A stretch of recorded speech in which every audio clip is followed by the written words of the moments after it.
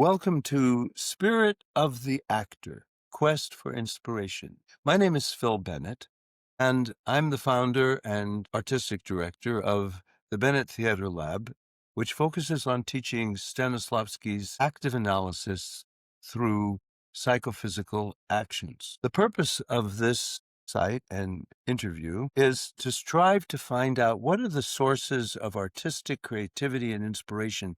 Where do they come from in each of us as an individual? If you'd like to know more about our training and our school, please go to bennetttheaterlab.com. It's my pleasure to introduce Todd Kent. Todd is a graduate of Yale University School of Drama. He holds an MFA in acting. Todd is a professional actor and is very versatile in his genre choices.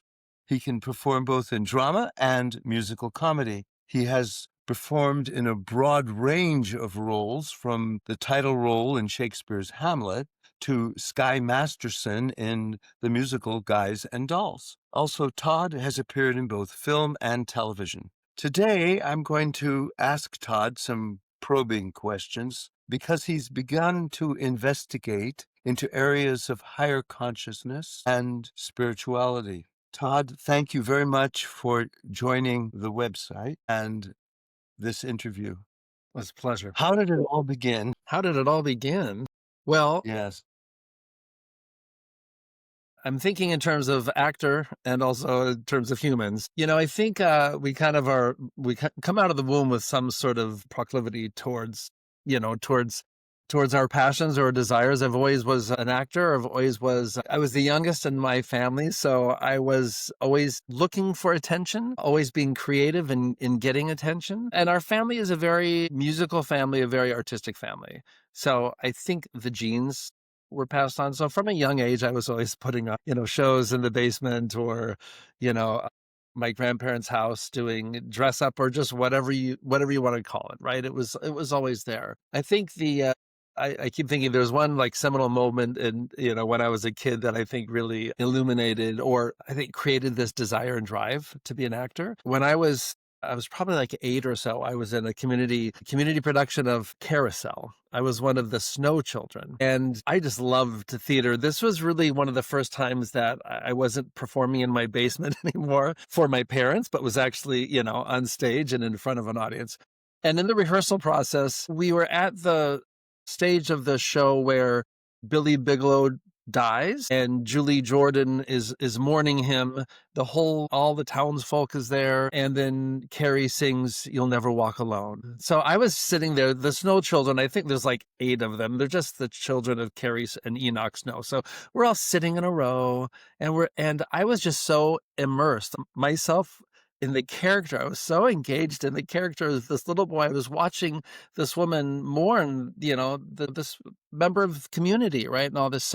So I started weeping. I started crying when Carrie was singing "You'll Never Walk Alone." And all of a sudden, the director, it probably didn't quite happen this way, but the director yelled, "Stop, hold on. And you, little kid there in the front, I want you to bring it down about 2 feet. We're going to put a spot on you. And every night when we get to this part, I want you to do what you're doing now." So there I was really being awarded for being so authentic, right? On stage. Like it really resonated. And I loved being so connected. I was so connected. I don't know if I was thinking about that at that time, but I was so connected. And there was such a place to go to. The theater was a place of just being able to explore emotions, explore relationships, right? I wasn't thinking it in terms of energy back then, but there's such an energy exchange. And that was just what was going on in that moment, singled out for it. After that, I'm like, I'm hooked. I've been bitten by the bug. I'm going to continue on. And so I did through high school, moved to New York City when I was, did a few years of summer stock, moved to New York City when I was 21 and,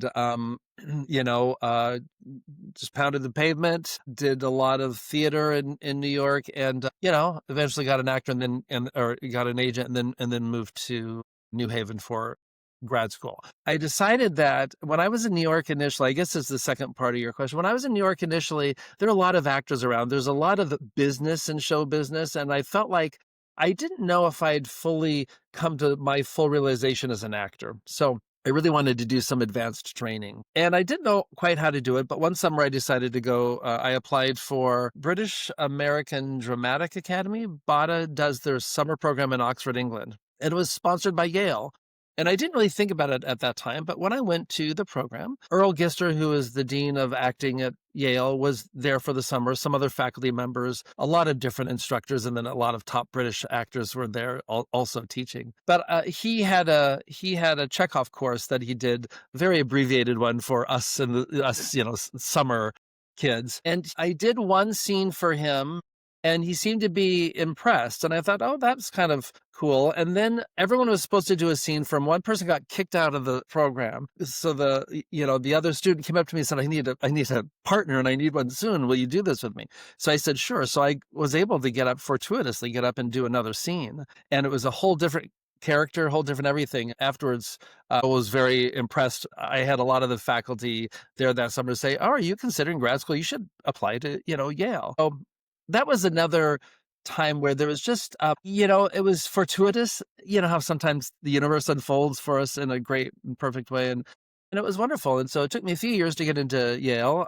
There's always a little bit of rejection when one applies to Yale, but I got in on my second try and went to Yale and enjoyed the process. That's kind of how it started. Great. It's great. You said something very interesting. You said that you started to cry. And of course, this ties right into what actors have to do, but not every actor is capable of doing it without some form of technique or process. And that just happened to you. So you would be considered, of the three main schools of acting, you'd be considered an actor of living experience, as opposed to an actor of representation, which is also a very high art, and or an actor of stock and trade, which is, how we make our money mostly, like being nothing wrong with it, because you could be an actor of living experience and have to make your money in stock and trade by, doing the same role over and over on television or something.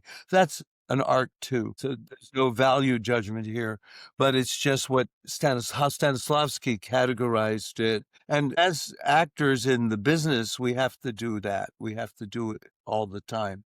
And I've done it too. So, that's just the reality of it.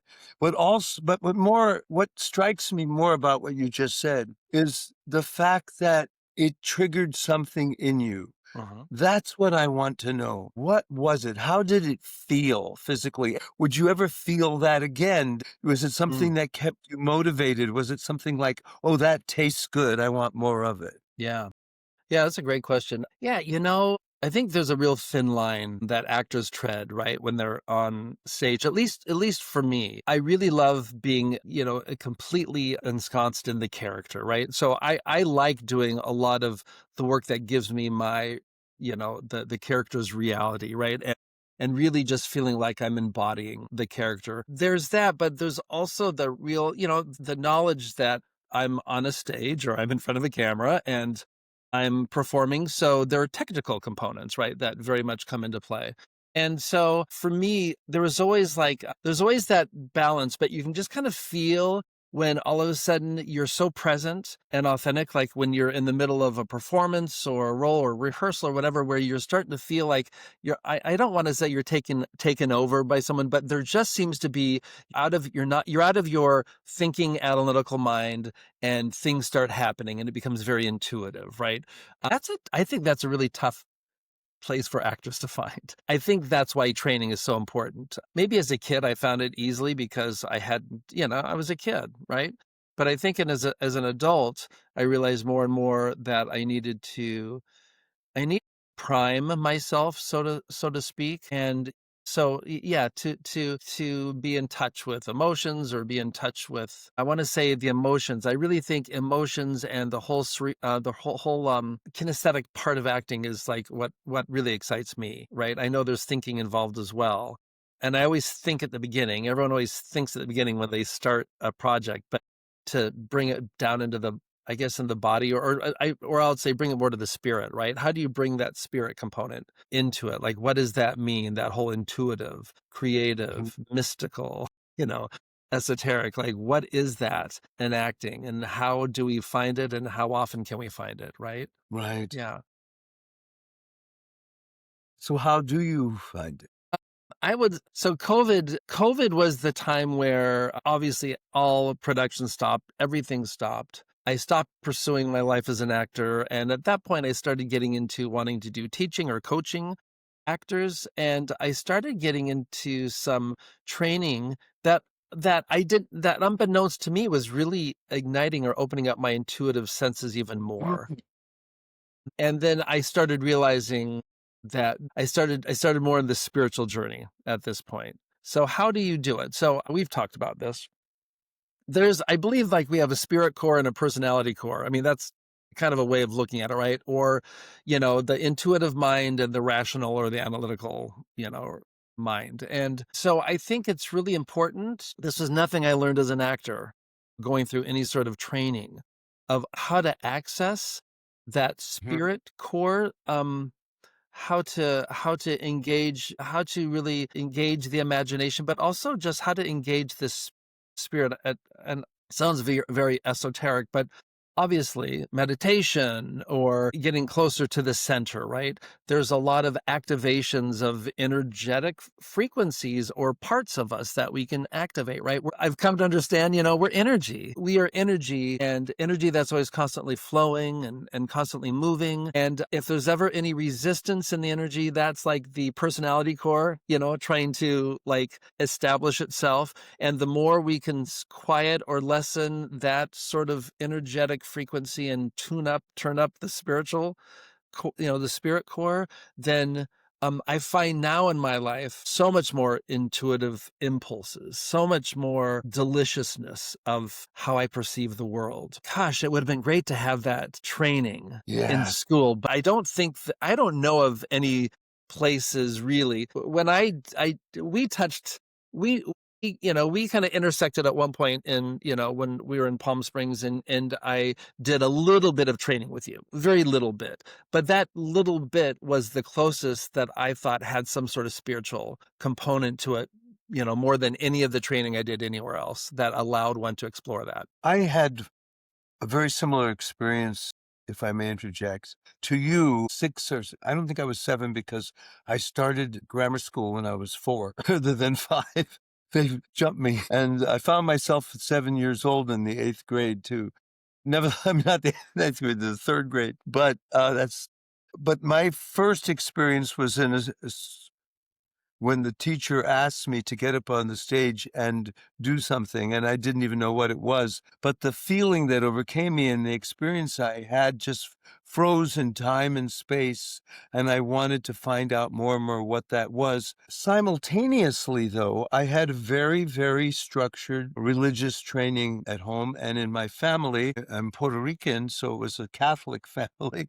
The kind of family where the priest and the bishop come to your home. So I had equated the two things as being equal Mm. in my because of that experience, because I felt that way when I was in church and they told us, don't ever look, don't ever turn away from the altar, don't look behind you. So I always thought it was angels when I was a little kid that were singing in the choir. So Well, so whether it came about through my overactive imagination as a child, but I wanted that feeling all the time, the feeling of bliss, of joy, of expectation, and not knowing what's going to happen next. And I experienced that on the stage as a little kid in school plays and through high school and then in college. But when you're a child actor, sometimes it's very hard, as you know, to make the transition to an adult actor because of the cutesy things you did naturally as a kid. You no longer look like that or behave like that or act like that, and it just doesn't work for Hamlet. So, yeah. so or whatever roles you gonna do. So that's when I sought out technique. But the little bit that you did with me in Palm Springs, see, this is a whole course now, which takes time to integrate. Not everybody connects to that because that's not everybody's path. Right. And what I'm interested in is how do other people achieve their inspiration without that particular form of training? Because there's so many other ways you could go, right? You could do Suzuki, you could do Meisner technique. I mean, there's so many different portals to enter that might lead you to that same place of inspiration. Yes. Yeah. So not just Stanislavski. And Stanislavski said, "There's no such thing as Stanislavski's system, only nature and her laws of creativity." So he was searching for the same thing that all of us do as performers. We all want to be absorbed, authentic, and enjoy it. So what happened next with you when you began this other course during the pandemic? Mm, What was that course? What has that done for you? Where are you at with that now? yeah. Well, so that feeling that we're talking about, that feeling Yeah, of, when feeling. we were, the first time I had that full up feeling, right? The Right. spirit was in me, right? And in my childhood, I was the youngest of four kids. Another one came later. So I was the youngest of four, and I was always vying for attention, and there was a lot of chaos in the family. Divorce, a lot of things happened. And I think that there was a lot of stress and chaos. So being on stage for me or being in any sort of performance or something allowed me to escape that. I mean, Mm, I really, really thrived on that when I was younger. But the chaos and stuff that happened as a result of my childhood also really activated some, limiting beliefs, right? Some really big challenges for myself, not feeling good enough, feeling like the whole idea of being a fraud, right? Or the imposter syndrome. So I found that when I graduated Yale, when I was in New York and I got an agent and I was auditioning all over the place, I was sometimes trying too hard, right? Because I felt like I had to overcome something, or I had to prove something more than just being my true authentic self. It was just really interesting. And so there were challenges there, right? I think so when COVID hit, and this was many years later, but when all of a sudden I was at a place where I was exploring this journey of spirituality, when I was exploring some quantum consciousness facilitation and some deeper meditation and some like process healing work of Dr. Flint's, found all of a sudden I was tapping into that place again, that place of fullness, that place of expansiveness, that place of presence. And I thought, man, I remember that, at certain points in my life, but I wasn't exactly experiencing it just in my day-to-day existence. And I think it's so interesting. I thought about this today as getting ready for this. I remember being at Yale, or just being an actor in New York City. It's like you only open yourself up to that intuitive, artistic expansiveness when you're working on something. But then all of mhm, a sudden, when you stop working on it, like you're working on monologues for an audition, you tap into that place, you find that place. And once you're done working on the monologue, boom, you close that side of yourself and you go back into that over analytical, kind of thinking, and how am I going to navigate the business? And I need this to happen, and I need this to happen. Am I good enough?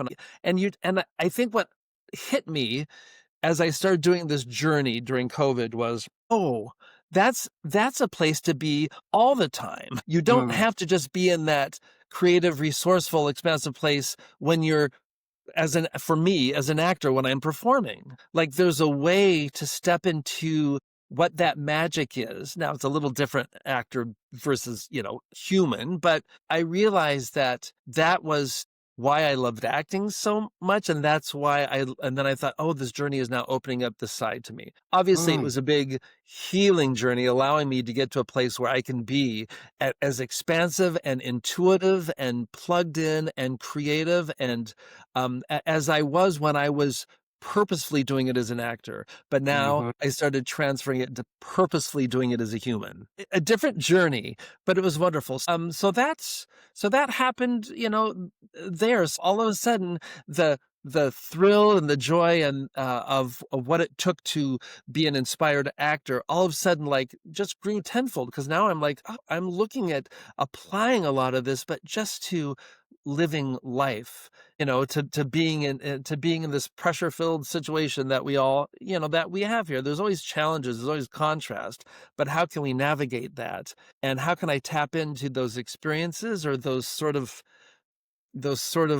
moments when I was an actor, like, and just felt free and felt expansive. Like, what does that mean to do that in just our day to day life? Like, how can we do that? What's that path about? So that is what I've really been exploring. So transcending a little bit of the actor in me and becoming more fully human. I've not stepped back out on the stage yet or to perform, but I'm very excited to do it and see like where things have shifted or where things have changed. This really, really interesting because it was that experience in acting, from if I hear you correctly, that you identified happening even greater in some ways and more consistently in your daily life through this new direction you were going in.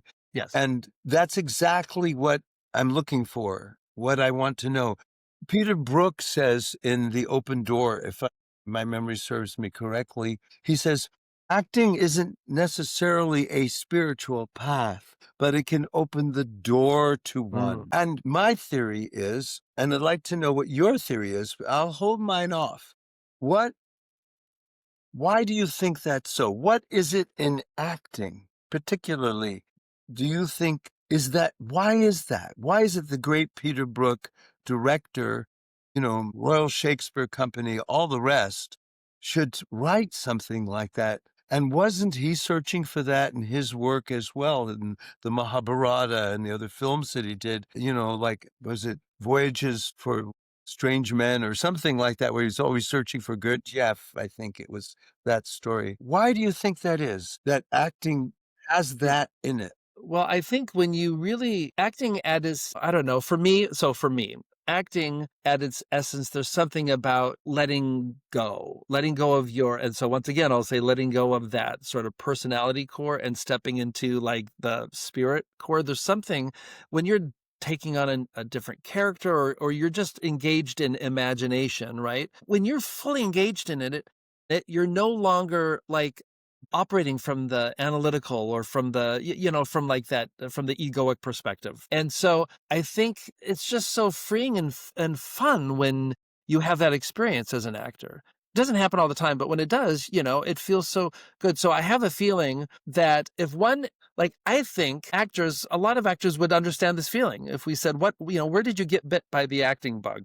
They could tell you where, and it's an Yeah. experience they had. And now a part of me would say, great, now how would you like to like explore that and look at purposefully bringing that sort of quality to your life because you've experienced it, right? There are a lot of people out there in this world who aren't creative, who've kind of shut down earlier in their life or were conditioned in a different way, and they they don't know their way around imagination, right? Or a lot of creativity. And it's unfortunate. But sometimes just having that little experience I think opens that spiritual door. So I think that's probably why acting opens it up, right? It opens it up because you have to kind of forget about the you have to you have to learn to silence or to really quiet that analytical mind, the thinky mind. You might need it at the beginning of a rehearsal process, but when things are memorized, when you're moving through stuff, it's all magic. I think for me that that happens there. So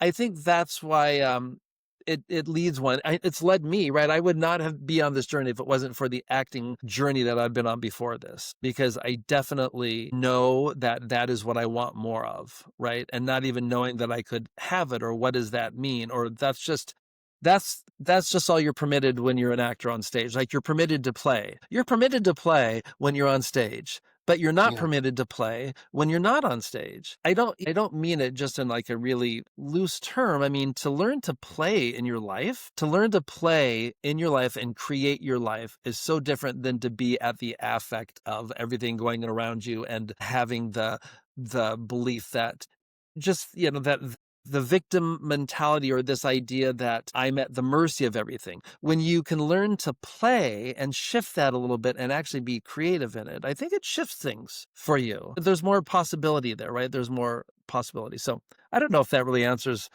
the question there, um, It's not so much answering a question that's or important, just it's that exploring it. exploring it. Yeah. Exactly, yeah. It's exploring the question. May I share with you what I think it is? Yeah. Oh, I yeah. think Please. Yeah. this is my own You're philosophy, always and so much more eloquent than me that you should have started first, and then I would have been, yeah, that. I teach more than I act now, so I get to practice. I think it takes us back to who we really are in our DNA, Mm, which you mentioned earlier.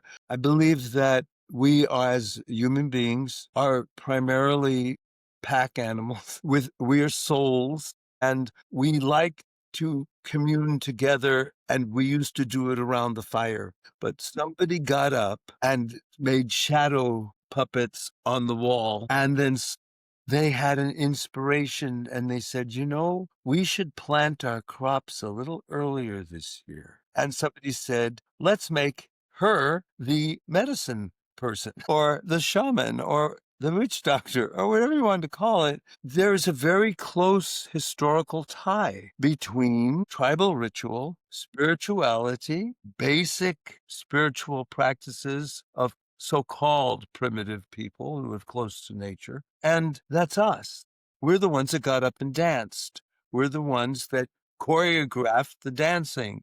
We're the ones that stood in the middle in ancient Greece and suddenly started, taking the part like Thespis of the lines. And Mhm. we danced in temples now far gone, and it's in our DNA because it's continuous. But we live in a society which is very materialistic, so we become separate from the tribe. And when we're in front of an audience, we're not separate from the tribe. Yeah, yeah, And it's so that's what I think. I yeah, could be totally off base, but when I think of it very deeply, I feel very, very strongly that acting in its core is sacred, and the yeah, actor holds a very high place and has a lot of power yeah. because of that high place. You know what You Go know what ahead. else that you're just kind of resonating for me as well is, I there are many times, I was, I was on stage and I was very aware of the energy of everything around me and energy of the audience. I know there's always this saying, "You gotta project to the back row," right? So, already actors are, like, being, aware of the space. But I remember and so this is just my own journey. I remember being in shows or performances where, and this kind of goes back to when I was saying there's that duality going on with acting. You have to be invested in the character and the imaginary work that's going on within the life of a play. But at the same time, I was always so aware of all the energy around me, around the whole theater, everything above me, everything wrapping out Mhm. into the audience. And I would constantly be in my soul sending energy in different areas when I was performing. So it was almost like I was a magician, kind of commanding stuff, as I was performing, just the ability to send, frequencies or vibrations or energies in different directions and be able to play with them. And I think, I think really the best actors also understand that, or maybe they don't understand, but they just naturally do it. I know we're kind of going into different direction. I will tell you when I did a lot of casting as well in New York, and you could just see. So there's an energy transference that happens Mhm. in this field, right? And when you can just see people not being aware of their energy or of their field as they're coming into a room or as they're performing, it really is an indication of how connected they are to that whole kind of, I don't know, we want to say our spirit core or whatever. The ones that understand that and use it and able to, like a magician, just kind of stir it up and move it. I think in Hollywood, or probably, I mean, not just in Hollywood, but everywhere they call it like charisma. Like, what's charisma? Well, it's, being able to extend your energy field and include people into it. But that's, I find, a really important part of this. Like, we are, as actors, we're receptively creating, but we're also actively engaging energy around us. This is the dual perspectives, which is actually the state of superconsciousness that is taught in the science of yoga. Yeah. Yoga without the religious part of it, yoga is not a religion, it's science. And of course, Stanislavski was investigating that and used the term prana in An Actor Prepares only once, and then everything else was censored out during the Soviet period. So we never got that information until Sharon Carnegie published her first book. Suddenly, I can't remember the title, even though I have it and teach out of it and read it. But Stanislavski in Focus is the title. And then her second book is on Maria Knebel, whom she went to Carnegie, worked in the Moscow Art Theater as a student. she attended it, she didn't work in it, and she's the one that came across the information, which is another topic. But so you've made the connection between your acting and that playing, and the playing and freedom you get from this field of energy that you're playing in. And you equate it with having what I call the dual perspectives, where you're in the audience and on stage at the same time. Mm. And wish that we could have that in every experience of life, right? Mhm. Yeah. Except by so this is an inspire this is a form of inspiration, would you say that, or is it not for you? What you're doing now, does it feed your spirit and inspire you?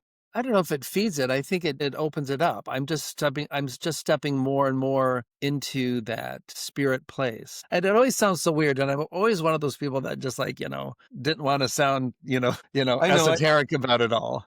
yeah, you I feel like I sound too woo-woo, Yeah, it you know? sounds too woo at times, but I don't experience it woo-woo, experience it just yeah. practicality in my work as an actor and teacher and I came director. across this work because I wanted to find practical ways of approaching this in life, not just on the stage.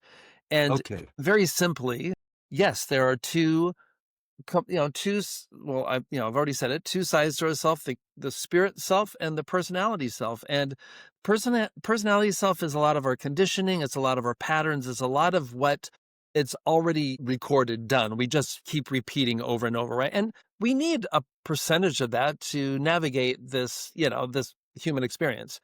You But there's mean a the lot of it ego? that Do you mean the ego? I just want my yeah, audience and like myself. I think the egoic nature. I mean, ego is used so many different ways by so many Yeah. different people, but there's just patterns and repetition that we live over and over. They say you have like roughly the same thoughts every day. You kind of do the same behaviors every day. I mean, to an extent, there's a lot of that.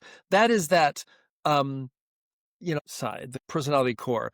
The spirit core is the one that's magical. It's the one that is it's based in it's based in connection to God or source or whatever you want to call it. And the more we are connected to it, the more that we plug into it, then I think the more intuitive one becomes, the more creative. You're just living in a different plane. It's just like a different experience.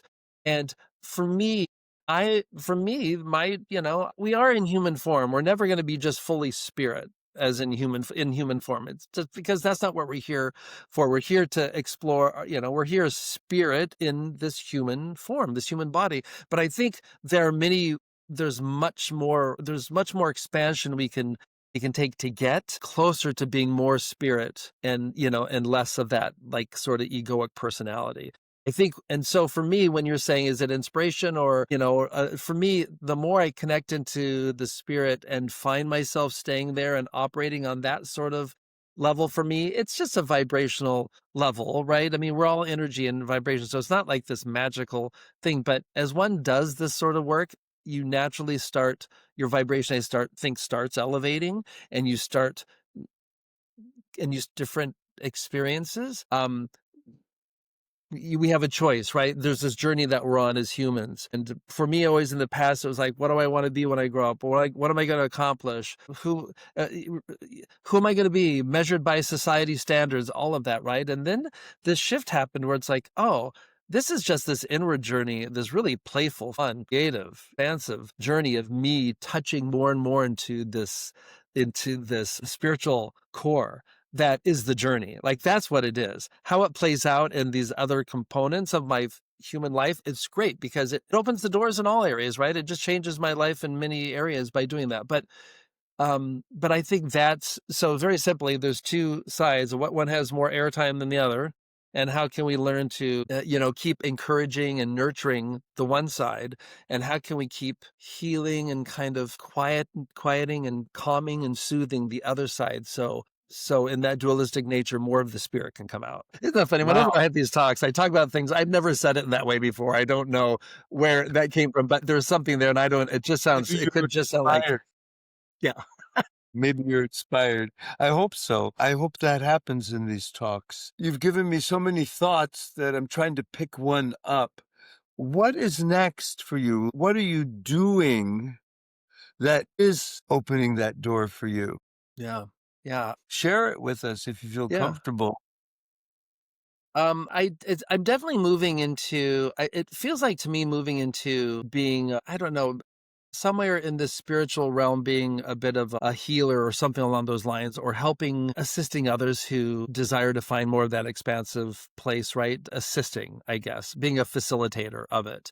But there's also a Mm, part of me in the back of my head that, and we've talked about this for years, and I feel like it's becoming even more crystal clear, like taking what I've been really exploring and experiencing and kind of coming to know a little bit more. What would it be like to put it into back into acting? Not just to be an actor, but like a theatrical company or something. What would it be like to have a company that is first and foremost really looking at the spiritual components of life and then applying that to the stage versus only trying to find the spiritual side of an actor on stage and then just living a normal life, right, right? right. We're integrating. It's We're integrated and it's integrated, but you're really purposefully creating it. You're really purposefully nurturing that, right? mm, So that also kind of interests me. It goes back to what you said earlier. We are, actors are really important in society. I think the storytellers, the ones around the campfire that are reflecting back to, maybe humanity, what's going on. I think it's important that we do it. But I also believe that as we keep our spirits, I don't know, as we keep evolving or keep expanding, to really bring even more and more of that spiritual component to theater, to the experience. Yeah. So I I don't know. I I don't know what's happening next, but it's somewhere in that realm. I understand what's happening to you. You're in that transition period where you are exploring a whole new, if I do understand, I'm trying to, like in the forest, and there's all these different paths and things, but there's something ahead of you, like a clearing where there's something bright and shiny that it just attracts you. And it doesn't have to be related to acting, but it is. Doesn't have to be religious, but it's spiritual. It doesn't have to be. And so you're in a wonderful place of receptivity, as I see it, of the Yeah, possibilities that can happen in your life and take you in a whole new direction for the rest of your life, where you actually make even more of a contribution than you have as an actor. And yet it I think so. doesn't exclude that. It might be more of a contribution than integration between what your spirit found spiritually and what you wish to do artistically. And after all, what is art if not an expression of the human spirit? Yeah. I mean, so is Yeah. nature. I Yeah. mean, Yeah. it's so I have a question for you in terms of everything we've just discussed. It's going to go back to acting, but I want to ask you The what most people know of Stanislavski, if they know anything at all, is they may think of it as the method or they may think of it as something else. But if they know a quote, if an actor knows a quote, it's usually love the art in yourself, not yourself in the art. My question for you and for all my guests is what, because you've been talking about art and you've been talking about self, Yeah. the two selves, what do you call them? The The spirit ego core or self. personality core, just yeah. Okay, so look at love the art in yourself, not yourself in the art. You're talking about two types of self here. If you really Yeah. think of what does that suggest to you? What has it suggested to you? What does it mean to you in light of what you're doing now? You don't have to answer it, but I really, and Yeah. I'm I think trying to what bring the two things together too, you see? Yeah, Yeah. yeah. I think what resonates for me in that is, um, it's something about this egoic self, or the personality self is the self that wants to find them. What am I trying? Like that wants to create and be more important than the art itself, right? There's something about that, and I believe that when we're connected to our spirit core, the art, I think, just kind of comes a little more. There's not like to be alive, you don't have to have like you don't have to just to be fully present and alive doesn't require you to have a goal or require you to be like I'm working towards something. Sometimes that can trip us up.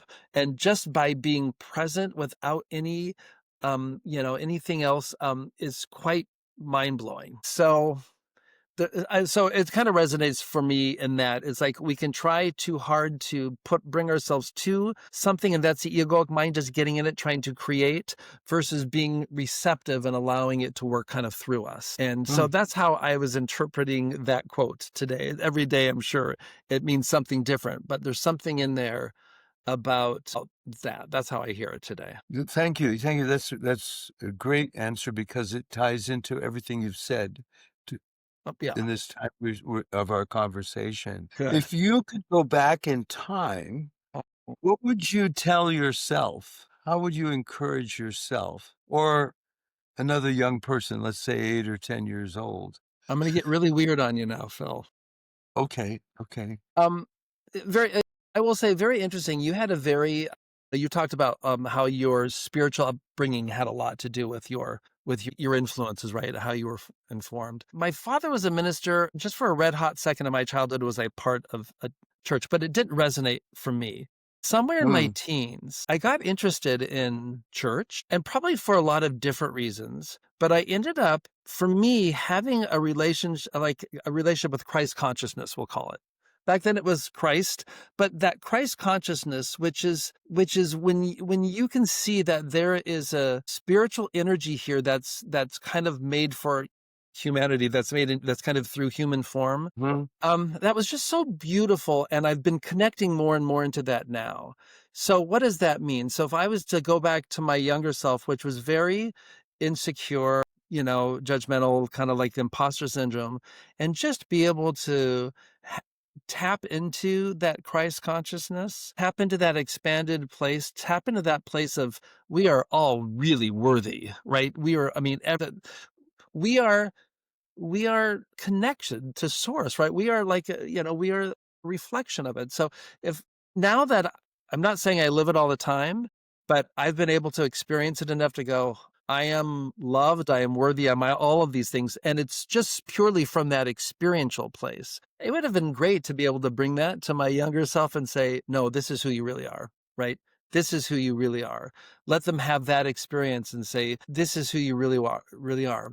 A lot of people are kind of missing that. A lot of people are too caught up in the patterns, the beliefs. We all have big T and small t traumas from our childhood, and everything just becomes so important. But we really are at our essence, at our core, spirit. And when you can connect into that in the simplest of moments, it's quite sublime and beautiful, and if I could take that back to my younger self and to be able to understand that and connect to that and have that understanding of it, that's what I would. beautifully said.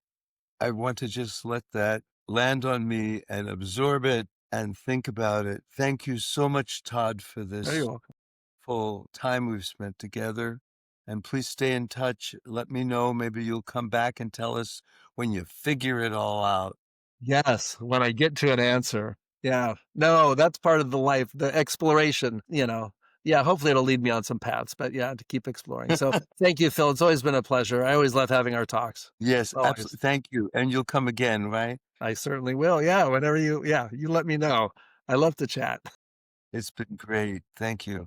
Well, thank you. All right. We'll talk soon. Absolutely. Okay. Bye.